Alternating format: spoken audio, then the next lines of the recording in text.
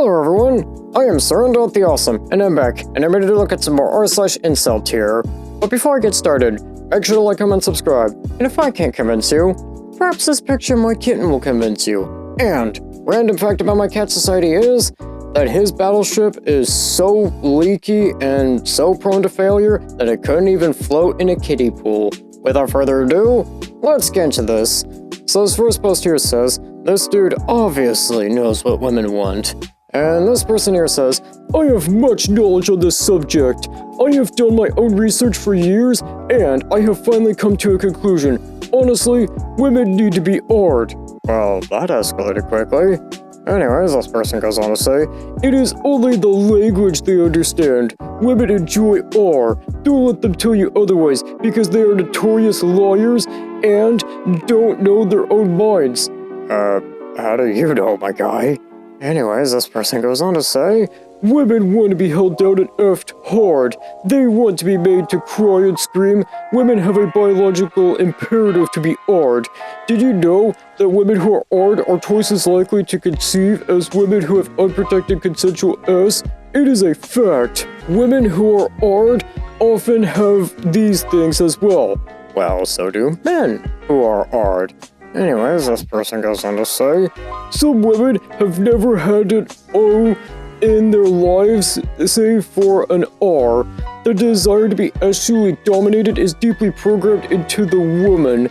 This is a fact evolution that cannot be denied without women becoming unbalanced. Feminism is really an outward manifestation of internal problems with modern women. These feminists desperately want to be put in their place. That is why they act out so much and are so belligerent. Whether they know it or not, subconsciously, they want to pee off men and get men to want to make them submit. They want to be slapped in the face, told to shut the F up, and then R'd until they can't stand up. This is what women really want. I say we give it to them. Yeah, I think I'm not going to be taking relationship advice from this guy, and I'm going to give this a special out of 50 because, wow, this is really disgusting as to what this person believes. And this next post here says, daily dose of cringe. And this person here says, if I became a dictator of my country, US, here's what I would do. 1. I would remove all voice rights. They would not be allowed to vote in any more elections. I mean, if you're gonna have like full, I guess, free and fair, air quotes here, elections, then yeah, that would kind of defeat the purpose of you being a dictator, for one, if people could just vote you out in a heartbeat. Or are you going with like Soviet-style elections? Anyways, this person goes on to say, would lose all rights to divorce and alimony, abortion would be very restricted, and only be allowed in certain cases, barred from all higher education, as well as many more restrictions to ensure foods would remain in subservience. They would not be considered full citizens, more or less. I mean, women only make up like only 51% of the US's population, so, you know, you're not really making that much of the population angry. It's only over half of the population. Anyways, this person goes on to say, 2. I would end all aid to other countries, but especially to Israel and all third world ones in general. We can barely afford to keep the lights on in this country, so I would cut all foreign aid spending and invest it back into our infrastructure, economy, industries, etc., and at least partially return some of it to the taxpayers. I mean, I would also, I don't know, like, cut out all the junk fees, maybe, I don't know, slash the military's budget a bit. That could also maybe help. 4. I would criminalize homosexuality. Anyone caught practicing it would face prison time and possible euthanasia. Transgenders would be euthanized also. Anyone who promotes or defends the LGBTQA+ agenda would also be subject to possible criminal charges. I mean, that's only 71% of the population according to Gallup poll. So, you know, not that much of the population. Anyways, this person goes on to say, or at least face a very heavy fine. Yeah, I don't have very high hopes for this guy's, dictatorship. Anyways, this person here goes on to say, I would end the war on drugs. It has cost the US government and taxpayers billions annually. Well, I do agree with that. I mean, it is pointless and has created more problems than it has actually fixed. Anyways, this person goes on to say, criminalizes people for just minor possessions of often relatively harmless drugs, i.e. weed or shrooms, and is only served to profit the cartels. I would essentially legalize most, if not all drugs, and regulate them. People will do drugs regardless of the legality. I would know it.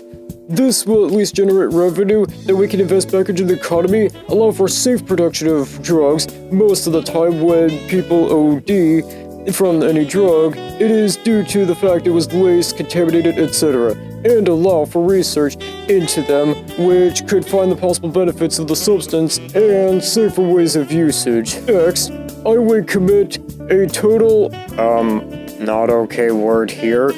They would be sent back to Africa or a designated colony somewhere. I would allow at least a good chunk of white ancestry and very high IQs to stay. Yeah, this person says that as if though he has a high IQ. Anyways, this person goes on to say, but they would not be allowed to mix with white void. I would also build an actually heavily fortified border with Mexico. Well, that kinda wastes a lot more taxpayer money. Anyways, this person here goes on to say, I would ban all immigration from non-white countries and deport all those who aren't whites, East Asians, or white-passing Latinos who prove to have a high IQ and are loyal to the white race. Again, I think this person assumes that they have a high IQ, but I really doubt that. Anyways, this person goes on to say, race mixing would also be illegal with very few exceptions, such as strictly between non-whites and I am pretty sure I'm not allowed to say this. Anyways, this person goes on to say, basically, I would allow, again, not sure if I'm allowed to say this, or those very high IQ, mostly white-passing Latinos to stay and give them, again, not sure if I'm allowed to say this. I would also defend the rights of all citizens to own firearms. Wouldn't that maybe be a bad idea if you were running a dictatorship? I mean, that pretty much only means that your citizens kinda have the means to, you know, get rid of you if they don't like you. You're pretty much begging for them to assassinate you at that point. Anyways, this person goes on to say, owning firearms is a basic human right in my honest opinion, and it is in the interest of communities to form well-regulated militias to defend them, especially from your tyranny. Anyways, this person goes on to say, I would nationalize the banking and return to the gold standard. I would pass laws guaranteeing every man would be assigned their objective void looks match based on looks, IQ, genetic history, etc., who is required to remain a virgin and cannot be fat. This way, we allow for us to breed the best of the best based on IQ and genetic potential, whilst also giving every man a right to a void who will be loyal to him. And how do you plan to enforce these laws? Anyways, this person goes on to say, I would research into means of genetic engineering so that we may erase undesirable traits completely, not require voids for reproduction, and create voids who are naturally submissive and obeying to males. Yeah, I bet this dictatorship's gonna last a really long time. Anyways, this person here goes on to say, I would transform the economy into one based around corporatist, no German bad guy.